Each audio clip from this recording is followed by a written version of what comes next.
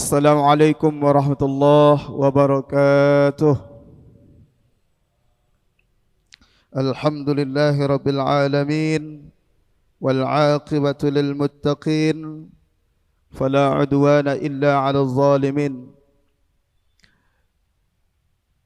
Wassalatu wassalamu ala asyrafil anbiya'i wal mursalin wa ala alihi wa ashabihi ajma'in. Allahumma salli wa sallim ala nabiyyina al-karim Muhammadin sallallahu alaihi wasallam wa ala alihi wa ashabihi ajma'in. Bismillahirrahmanirrahim. Subhanaka la ilma lana illa ma 'allamtana innaka antal alimul hakim. Rabbi shrah li sadri wa yassir li amri wahlul 'uqdatam min lisani yafqahu qawli. Yang kami muliakan dan kami hormati Ketua DKM Akhinal Kiram Dr. Marzuki Ustadz, semoga senantiasa keluarga beliau semuanya diberikan kesehatan oleh Allah, diberkahi umur beliau, serta diberkahi aktivitas beliau. Kemudian segenap pengurus Masjid As-Somad yang mudah-mudahan sesuai dengan namanya As-Somad, yaitu mereka yang bergantung kepada Allah Subhanahu wa Ta'ala, serta para alim ulama cerdik pandai. Kemudian jemaah khusus yang hadir pada maghrib kali ini, mudah-mudahan ibadah kita di maghrib ini diterima oleh Allah Subhanahu wa Ta'ala. Amin. Amin ya rabbal alamin. Bapak-bapak sekalian, ibu-ibu sekalian, mari kita mulai dengan bacaan Al-Fatihah. Mudah-mudahan yang sakit diberikan sehat oleh Allah, yang sempit mudah-mudahan dilapangkan urusannya, diberikan jalan keluar solusi dari setiap permasalahan. Al-Fatihah. A'udzu billahi minasy syaithanir rajim. Bismillahirrahmanirrahim. Alhamdulillahi rabbil alamin. Ar-Rahmanir Rahim. Maliki yaumiddin. Iyyaka na'budu wa iyyaka nasta'in. Ihdinas siratal mustaqim, siratal ladzina an'amta 'alaihim ghairil maghdubi 'alaihim waladdallin. Amin.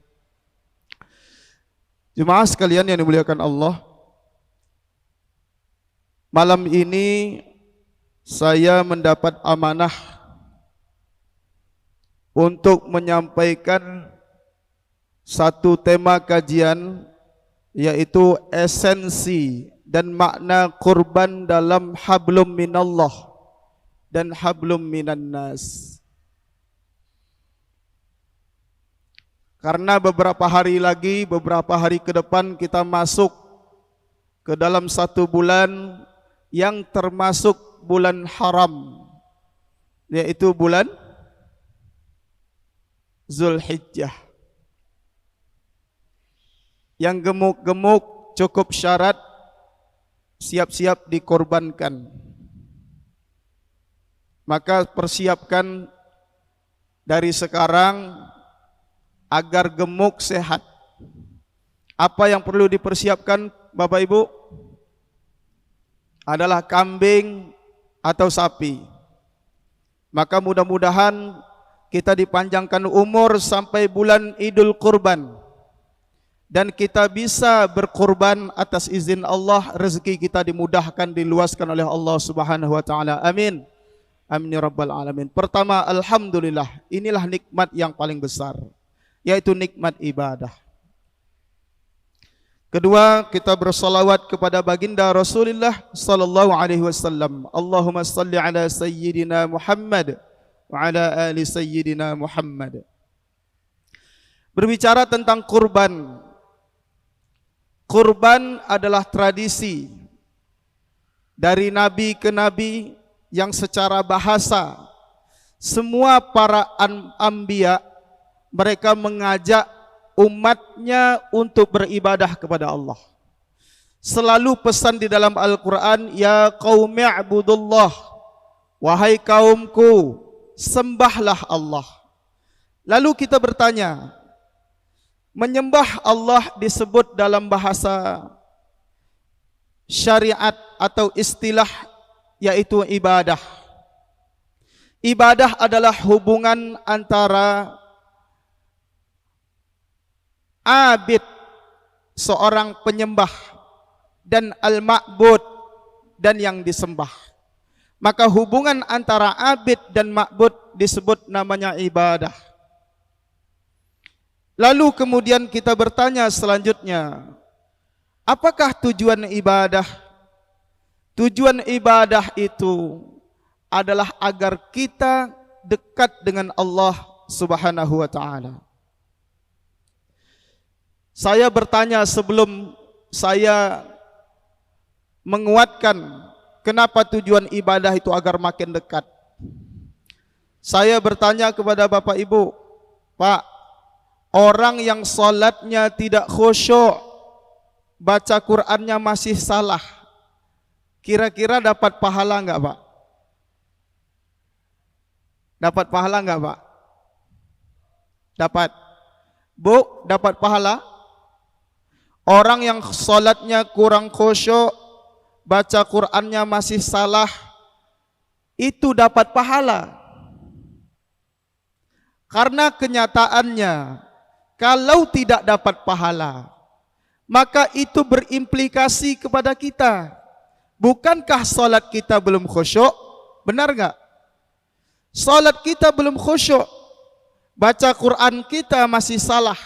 Sekiranya dengan kesalahan dan tidak khusyuk dalam ibadah itu tidak dapat pahala, maka salat maghrib kita, salat isya kita yang tidak khusyuk tidak mendapatkan apa-apa di sisi Allah, dan ini berbahaya dan sangat berat. Itulah kenapa di dalam hadis Al-Arba'in ada bahasa di mana ibadah itu menggunakan kata-kata wa ma taqarraba ilayya 'abdi. Tidaklah hambaku mendekatkan diri kepadaku. Ada kata-kata taqarrab. Lalu kita kemudian mengenal taqarrub ilallah, mendekatkan diri kepada Allah.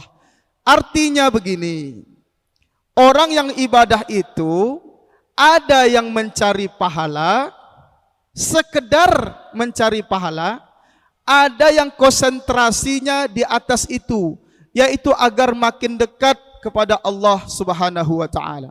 Orang yang ingin dekat dengan Allah, maka fokusnya bagaimana meningkatkan ibadah pada tahap ibadah yang khusyuk. Orang yang lebih mementingkan khusyuk dalam ibadah, itu berarti dia ingin betul dekat dengan Allah. Tapi orang yang sangat konsentrasi pada pahala, maka dia cukup melaksanakan kewajiban, dia mendapatkan pahala walaupun kewajiban yang dia kerjakan terdapat kekurangan. Ini bedanya antara yang ingin mendekatkan diri kepada Allah, mendapatkan rasa, dan yang satu lagi mendapatkan pahala. Berbicara tentang esensi kurban. Kurban berasal dari kata qaraba yaqrabu. Qurbah. Qaraba yaqrabu nanti berubah kurbanan. Maka qaraba yaqrabu kita mengenal istilah kita teman karib. Apa itu teman karib, Pak? Bu? Teman karib. Teman yang sangat dekat. Kita mengenal akrab, termasuk keluarga yang dekat. Maka kurban itu tidak lain asal-usulnya berasal dari kata yang sama, yaitu qaraba. Walaupun berubah menjadi kurban dengan wazan fu'lan, ada tambahan. Qurbanun itu bermakna mendekatkan diri kepada Allah, upaya yang sungguh-sungguh mendekatkan diri kepada Allah. Maka kurban itu artinya adalah mendekatkan diri kepada Allah, diajarkan oleh syariat. Cara mendekatkan diri kepada Allah sudah diajarkan. Bahkan sejak zaman Nabi Adam, Allah telah mengajarkan bagaimana untuk dekat kepada Allah. Misalnya di dalam surah Al-Maidah ayat 37 disebutkan, "Iz taqarraba qurbanan fatuqabbala min ahadihima wa lam yutaqabbal minal akhar." Iz qarraba qurbanan, ketika Qabil dan Habil beribadah kepada Allah dengan cara melakukan sedekah yang kemudian istilah lain dari kurban, maka kemudian yang terjadi adalah diterima salah satunya tapi tidak diterima yang lain. Siapakah yang diterima? Yang diterima adalah ibadahnya si Habil, dan yang tidak diterima adalah ibadahnya si Qabil. Itulah asal muasal dari segi bahasa, yaitu taqarraba, yaitu mendekatkan diri kepada Allah Subhanahu wa taala. Maka hari ini kita ingin berbicara tentang esensi kurban. Kurban itu esensi yang paling besar adalah bahwa ibadah seorang hamba itu haruslah didasari dengan innamal a'malu bin niyat. Ibadah seorang hamba haruslah didasari dengan niat. Lalu niat itu kemudian mengantarkan seorang hamba, kalau niatnya karena Allah, maka jadilah niat yang takwa. Maka hamba Allah yang bertakwa tidak bisa disebut takwa kecuali dia harus diuji. Seorang yang bertakwa tidaklah dia bisa mengatakan saya bertakwa, melainkan diukur seberapa kuat dia menghadapi ujian dari Allah Subhanahu wa taala. Ahasiban nas ayyutraku ayyaqulu amanna wa hum la yuftanun. Apakah manusia itu mengira dia mengatakan kami beriman sementara mereka tidak diuji? Orang yang beriman, orang yang bertakwa, mereka haruslah diuji. Ujian yang paling berat. Apa ujian yang paling berat, Pak? Ujian yang paling berat adalah kita memenuhi perintah Allah saat kondisi kita dalam keadaan bahagia. Apa itu? Berbicara kurban, mari kita napak tilas sejarah. Nabi Ibrahim adalah nabi yang mengajarkan bagaimana beliau berjuang, kemudian berkorban. Yang kita kenal di zaman Nabi Ibrahim adalah peristiwa anak beliau yang bernama Ismail. Kebayang atau tidak Bapak Ibu, Nabi Ibrahim punya anak usia berapa, Pak? Bu, Nabi Ibrahim punya anak usia berapa? Usia yang sudah tua renta. Ada sejarah yang mengatakan usia beliau 80 tahun. Ada juga yang mengatakan antara 80 tahun sampai 90 tahun. Begitu juga dengan istri beliau Siti Sarah yang tua.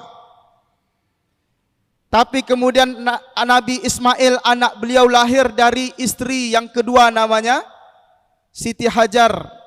Kebayang tidak, sekian tahun nunggu anak, sampai usia 80 tahun dikasihlah anak yang bernama Ismail. Luar biasa anak semata wayang yang betul-betul disayangi oleh Nabi Ibrahim. Tapi apa yang terjadi? Disinilah ujian keimanan seorang hamba kepada Allah. Falamma balagha ma'ahu sa'ya, ketika usia anaknya bisa membantu ayahnya, bisa bantu kerja, maka anak itu kemudian jadi ujian bagaimana ibadah Ibrahim kepada Allah, apakah dia betul-betul takwa atau tidak. Apa yang kita pahami? Nabi Ibrahim dapat mimpi, ya bunayya inni ara fil manam anni asbahuka fanzur madza tara. Wahai anakku, aku melihat dalam mimpiku bahwa aku menyembelihmu, maka apa pendapatmu? Bagaimana menurutmu? Apa yang kemudian dijawab oleh Ismail? Lakukan wahai ayahku, jika itu yang diperintahkan. Satajiduni insyaallahu minas sabirin, maka engkau akan mendapati aku sebagai orang yang sabar. Bayangkan, kurban itu ujian agar seorang hamba dekat dengan Allah. Nabi Ibrahim diuji oleh Allah. Bukan dengan seekor kambing, bukan dengan seekor unta, bukan dengan seekor sapi, tapi menyembelih anak sendiri. Bagaimana anak semata wayang yang lama didapatkan, tapi kemudian dapat mimpi atas dasar perintah Allah harus disembelih. Kalaulah kita pada waktu itu, kita bertanya, Pak, Bu, kita punya anak satu-satunya, sekian tahun nikah, padahal nikah setahun 2 tahun pasti ditanya, istri udah ngisi belum? Nikah yang ketiga tahun ditanya terus, udah ngisi belum? Ini nikah puluhan tahun baru dikasih. Lalu dikasih usia, sampai usia masih belia, masih muda, tapi kemudian Allah perintahkan agar disembelih. Inilah ujian dalam ibadah.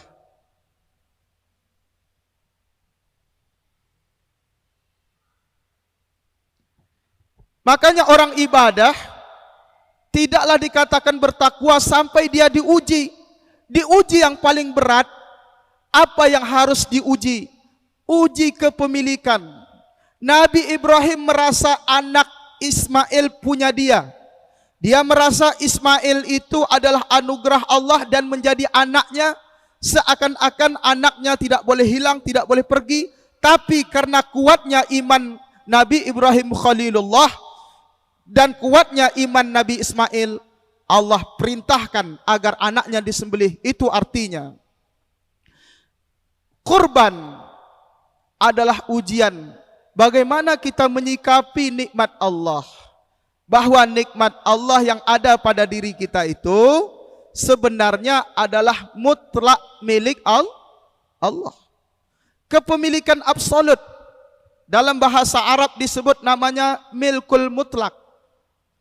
Jadi kita punya nikmat. Nikmat yang ada pada kita itu titipan atau bukan, Pak? Titipan atau bukan, Bu? Titipan. Karena itu titipan, maka mau tidak kita berjuang, beribadah kepada Allah, suatu saat titipan kita harus kita berikan kepada Allah. Makanya memberi pesan, esensi kurban, sesungguhnya bagaimana kita tidak merasa pemilik mutlak terhadap nikmat Allah. Tapi hendaknya kita memahami bahwa nikmat Allah itu titipan semata. Yang disebut milkul intifa, hanyalah kepemilikan daya guna. Kita disuruh menggunakan nikmat Allah, tapi bukan memiliki. Kita disuruh memaksimalkan nikmat yang Allah berikan, agar kita makin dekat dengan Allah, bukan euforia. Maka bulan Idul Kurban, disuruhlah kita berkurban. Kurban tidak dengan mengorbankan anak seperti Nabi Ismail, tapi kita mengorbankan dengan seekor kambing dan seekor sapi yang sesungguhnya secara metafora bukan hewan itu yang sampai kepada Allah, tapi yang diterima Allah adalah keikhlasan kita, ketakwaan kita, betul-betul mau mengembalikan nikmat itu kepada Allah Subhanahu wa taala. Makanya orang yang kemudian berkorban, orang yang bersedekah, itu adalah orang yang paham bahwa dia berkorban itu bukan karena ingin mencari nama. Dia berkorban itu bukan karena ingin disebut dermawan. Dia berkorban bukan karena statusnya sebagai tokoh di masyarakat, bukan. Dia berkorban bukan karena semata-mata karena dia menjabat, lalu dia tidak enak, dia terpaksa berkorban, bukan. Tapi dia berkorban karena dia tahu harta yang dia punya, hewan piaraan, hewan yang dia sembelih, yang dia kurbankan, itu adalah milik Allah. Sekaligus menjelaskan bahwa dirinya hanya dititipkan oleh Allah. Ini yang paling penting. Makanya disebutkan di dalam surah Al-Hajj, "Lan yanalallaha luhumuha wala dima'uha, walakin yanaluhu taqwa minkum." Tidak akan sampai kepada Allah luhumuha, daging hewan yang disembelih, wala dima'uha, serta darah-darahnya yang mengalir, tidak sampai kepada Allah. Tapi yang sampai adalah ketakwaan, keikhlasan kita kepada Allah Subhanahu wa taala. Itulah pesan pertama, esensi kurban, yaitu pesan takwa. Maka hablum minallah, dalam ibadah kita tidak dihitung berapa banyak rakaat yang kita kerjakan, tidak dihitung berapa langkah kaki kemana kita menuju, melainkan yang kemudian terangkat di sisi Allah, seberapa tinggi ketakwaan, keikhlasan kita dalam pandangan Allah Subhanahu wa taala. Kadang kita meremehkan orang yang biasa, bisa jadi mereka lebih ikhlas dalam ibadah. Karena sesungguhnya Allah hanya menerima yang baik. Innallaha thayyib la yaqbalu illa thayyiba. Allah itu baik dan Dia tidak menerima kecuali yang baik. Maka hati-hati yang dipandang oleh Allah adalah hati yang takwa. Innallaha la yanzuru ila suwarikum wala ajsamikum walakin yanzuru ila qulubikum wa a'malikum. Allah tidak melihat kemudian tampilan, Allah tidak melihat yang ditunjukkan, tapi Allah melihat yang dinyatakan oleh hati. Maka Allah mengarah pandangannya kepada hati hambanya. Kalau hati hambanya bertakwa kepada Allah, ikhlas, maka sampai kepada Allah. Inilah pesan pertama dalam ibadah kurban. Yang kedua, pesan hablum minan nas. Hablum minan nas, pesan dalam ibadah kurban adalah bahwa seorang hamba, dia harus memahami dia diciptakan oleh Allah dari satu, kemudian diciptakan pasangan, lahirlah anak keturunan bersuku dan berbangsa. Itu artinya manusia hidupnya secara sosial dan itu tidak bisa dihapus dan dipisahkan. Maka hablum minan nas, wujud dari ibadah kurban adalah persaudaraan dengan kepedulian. Tidak mungkin orang itu diterima ibadahnya hanya semata-mata di masjid berzikir sampai ribuan kali, tapi tidak ada rasa empati, tidak ada rasa persaudaraan, tidak peduli. Maka ini kemudian dia tidak memahami bahwa ibadah kurban itu tanda persaudaraan yang diajarkan oleh Allah. Dia menyembelihkan hewan kurban, dia bagikan kepada saudara-saudaranya, maka saudara yang menerima pun bersyukur atas nikmat Allah, lalu dia pun merasa bahagia. Bukankah kita pernah mendengarkan man as'adun nas, siapakah manusia yang paling bahagia? Jawabannya, man as'adan nas, orang yang membahagiakan orang lain. Jadi orang yang paling bahagia itu adalah orang yang membahagiakan orang lain. Bahkan disebut oleh Nabi SAW, ahabbul a'mali ilallah, amalan yang paling dicintai oleh Allah adalah idkhalus surur fi qulubil mu'minin atau fi qalbil mu'min, yaitu memasukkan kebahagiaan ke dalam hati orang yang beriman, ke dalam hati muslim. Inilah kemudian amalan-amalan yang dicintai oleh Allah. Maka ibadah kurban pertama ujian ketakwaan. Kalau ada orang bilang, saya kurban dengan sapi limosin, saya kurban dengan sapi segini-segini beratnya, saya kurban dengan kambing yang besar, tidak ada masalah, bagus. Tapi kemudian dia harus paham yang Allah pandang bukan berapa berat, tapi yang Allah timbang dan Allah pandang seberapa kuat ketakwaannya kepada Allah Subhanahu wa ta'ala. Orang-orang yang bertakwa, mereka mengagungkan segala perintah Allah. Maka kemudian disebutkan dalam surah Al-Hajj juga, wa may yu'azzim sya'airallah fa innaha min taqwal qulub. Siapa yang mengagungkan syiar-syiar Allah, maka dia di antara orang-orang yang hatinya bertakwa. Jadi orang yang bertakwa itu mengagungkan syiar Allah. Datang perintah Allah suruh kurban, dia berusaha untuk kurban. Enggak pakai mikir lama. Dia ada rezeki, langsung dia berkurban. Karena dia mengagungkan syiar-syiar Allah, dia menjawab seruan Allah dengan panggilan takwa. Itulah kemudian esensi dari ibadah kurban. Pertama, kalau ingin mendekatkan diri kepada Allah, haruslah diuji dengan kita mau memahami dan berbagi nikmat. Pahamilah bahwa nikmat yang Allah berikan kepada kita titipan semata, bukanlah kepemilikan mutlak. Kalau ada yang mengatakan kepemilikan mutlak, anaknya meninggal tiba-tiba, dia tidak terima, lalu dia teriak, menjerit agar anaknya hidup kembali. Inilah cara sikap atau sikap yang tidak dibenarkan, karena dia merasa memiliki anaknya, padahal itu adalah titipan. Begitupun harta, harta kadang datang banyak, kadang hilang. Apapun yang datang itu dari Allah, dan kemudian dia pergi adalah dari Allah. Maka kemudian kita diajarkan mengucapkan kalau ditimpa musibah, inna lillahi wa inna ilaihi raji'un.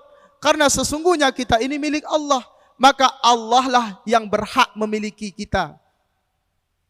Maka kita hanya perlu ingat, kita hanya punya yang namanya milkul intifa, kepemilikan daya guna. Kita hak guna pakai. Ada harta dibelanjakan di jalan Allah. Ada harta jadi sarana ibadah. Semakin banyak dunia yang Allah kasih, mazra'atul akhirah, sebagai ladang akhirat, agar akhirat kita panen. Itulah yang disebut dia menggunakan nikmat Allah. Apa yang dia gunakan? Hak guna pakai agar dia betul-betul kembali kepada Allah sesuai dengan amanah yang telah Allah berikan kepadanya. Maka kurban cukup dua yang perlu Bapak ingat, Bapak Ibu ingat. Pertama, pesan takwa. Apakah arti takwa? Apa arti takwa, Pak? Bu? Takwa artinya imtithalul awamir wajtinabun nawahi, mengerjakan perintah Allah, menjauhi larangan Allah. Tapi tidak cukup itu saja. Dia mengerjakan perintah Allah dan menjauhi larangan Allah dengan perasaan wiqayah, hati yang merasa dilihat oleh Allah. Hukum berkorban kepada orang yang sudah meninggal tidak perlu, tidak boleh, kecuali sudah diwasiatkan. Jadi orang tua kita sebelum meninggal, dia ada mengatakan atau berwasiat ingin kurban, baru kita laksanakan kurban. Tapi kalau tanpa wasiat tidak perlu. Dan itu tidak ada ditemukan keterangan. Bahkan kurbannya beliau gimana? Almarhum udah ditanggung oleh Nabi sallallahu alaihi wasallam. Kemudian disebutkan itu di dalam kitab Hasyiah Al-Bajuri. Begitu ya. Ada lagi? Jadi kita masuk bulan kurban, kita persiapkan diri kita, niat, kalau ada rezeki betul-betul kita siapkan, kita bisa kurban sekeluarga. Jangan harus nunggu tahun depan, kita minta kepada Allah, ya Allah saya ingin berkorban ya Allah tahun ini. Bagaimana caranya? Apakah harus patungan? Silakan, yang penting laksanakan kurban. Karena kurban itu hari ini maaf, kurban selalu identik dengan orang yang berduit, orang yang punya. Padahal tidak. Kurban itu bisa kita persiapkan. Kalau kita bisa nabung sekian bulan untuk kurban, siapkan. Nah sekarang waktunya sudah mepet, yang perlu kita persiapkan adalah kalau mampu berkorban dalam sekeluarga, berkorbanlah dengan seekor kambing. Dan lebih dari itu, sungguh-sungguhlah menyambut bulan Zulhijjah dengan niat yang ikhlas, minta kepada Allah. Kalau nanti kita tidak mampu berkorban dengan hewan, belum mampu tahun ini, kita berada di sekitar itu, membantu. Setidaknya kita terlibat dalam kebaikan, mengagungkan bulan Zulhijjah. Gitu Pak ya, Bu. Ada yang lain dari Bu?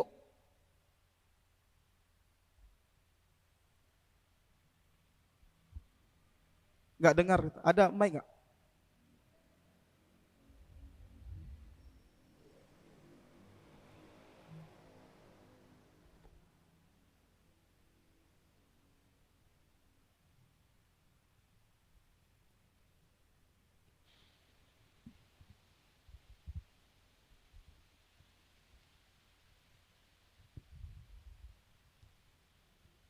Silakan Bu. Assalamualaikum warahmatullahi wabarakatuh. Waalaikumsalam. Mohon maaf Ustadz, sebelumnya saya bertanya mungkin luar dari berkorban. Boleh. Kalau seandainya kita mengadakan kebaikan, contohlah kita sedekah Jumat berkah begitu kan. Lalu kegiatan itu kan kita foto, kita posting. Apa boleh atau tidak? Padahal menurut kita yang memposting bukan karena ingin dilihat orang, tapi kita ingin mengajak motivasi seseorang. Gimana hukumnya Ustadz? Ya, terima kasih. Wassalamualaikum warahmatullahi wabarakatuh.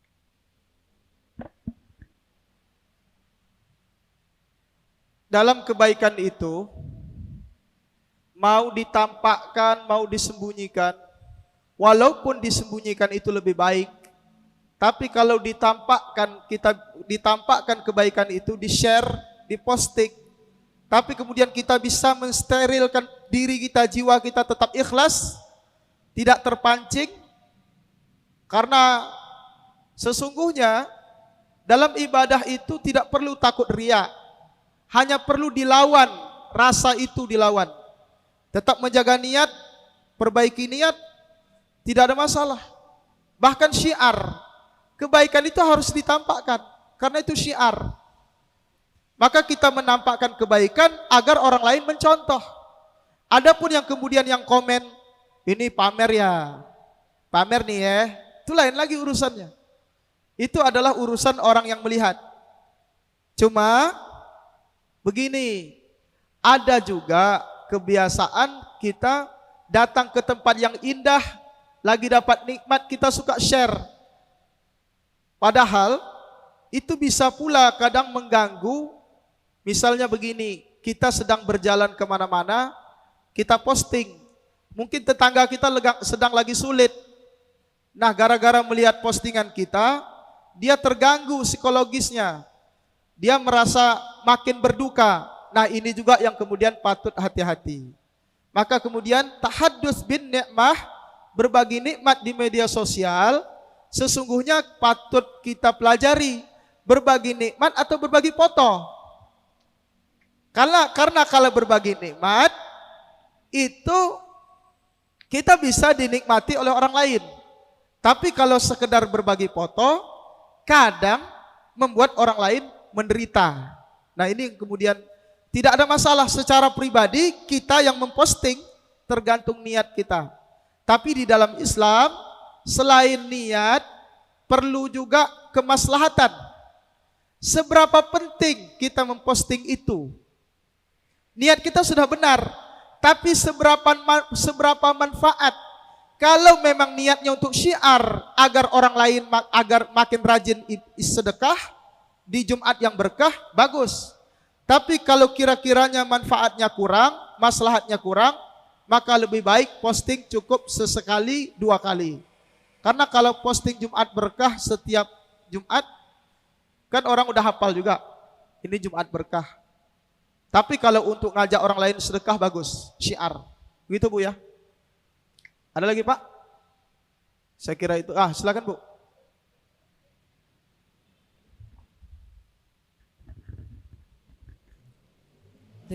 Assalamualaikum warahmatullahi wabarakatuh. Waalaikumsalam warahmatullahi wabarakatuh. Terima kasih Pak Ustadz atas waktunya. Kami ingin menanyakan bahwa di bulan Zulhijjah itu ada puasa 10 hari ya Pak Ustadz. Nah, yang kita mulainya sejak tanggal berapa sampai tanggal berapa yang baik? Apakah cukup yang 3 hari sebelum tanggal 10 kita melaksanakan puasa sunnah? Terima kasih atas waktunya. Wabillahi taufiq wal hidayah. Wassalamualaikum warahmatullahi wabarakatuh. Waalaikumsalam. Ibu biasanya puasa berapa hari? Biasanya 3 hari. 3 hari. 89. Ya udah 3 hari aja. Iya. Jadi 89. Ya. Kalau nanti 10 hari, kalau kita udah biasa puasa 3 hari, ya udah 3 hari. Lakukan 3 hari. Terima kasih Pak Ustadz. Ada lagi Pak? Bagusnya 10 hari, tapi kalau biasa 3 hari, 3 hari. Karena saya ingin membangun prinsip kepada kita semua, ibadah itu tidak usah dipaksakan. Karena yang dibilang Nabi, wa kana ahabbuddin mada wa masahibuhu ilaih. Yang dicintai agama adalah mudawamah. Ibadah yang berlangsung sedikit, tapi kita lakukan terus ikhlas. Itu. Membiasakan diri untuk ibadah tidak maksa. Tapi kalau mau 10 hari, menjaga niat, sungguh-sungguh, bangun tiap tahun begitu, bagus. Gitu Pak. Silakan. Udah ya? Saya kira itu. Isya udah masuk ya. Mudah-mudahan kita mempersiapkan diri masuk bulan Zulhijjah dan kita dipersiapkan oleh Allah Subhanahu wa taala jiwa kita, rezeki kita agar kita betul-betul berada di bulan Zulhijjah dalam keadaan maksimal beribadah kepada Allah, terutama ibadah kurban. Amin. Amin ya rabbal alamin. Lebih kencang aminnya Pak. Amin. Amin Bu, lebih kencang Bu. Amin. Amin ya rabbal alamin. Insyaallah mudah-mudahan atas taufik Allah kita dicukupkan rezeki sehingga kita bisa berkurban tahun ini dan kita semua ibadahnya diterima oleh Allah Subhanahu wa taala. Rabbana taqabbal minna innaka antas samiul alim wa tub alaina innaka antat tawwabur rahim. Demikianlah yang bisa kami sampaikan pada kesempatan ini. Semoga pertemuan ini memberikan pelajaran buat kami dan kita semuanya, dan kita senantiasa diberikan oleh Allah kemudahan dalam beribadah. Amin. Amin ya rabbal alamin. Tutup baca hamdalah. Alhamdulillahi rabbil alamin. Subhanallah wa bihamdihi. Subhanakallahumma wa bihamdika asyhadu an la ilaha illa anta wa astaghfiruka wa atubu ilaik. Hadanallahu wa iyyakum ajmain. Assalamualaikum warahmatullahi wabarakatuh.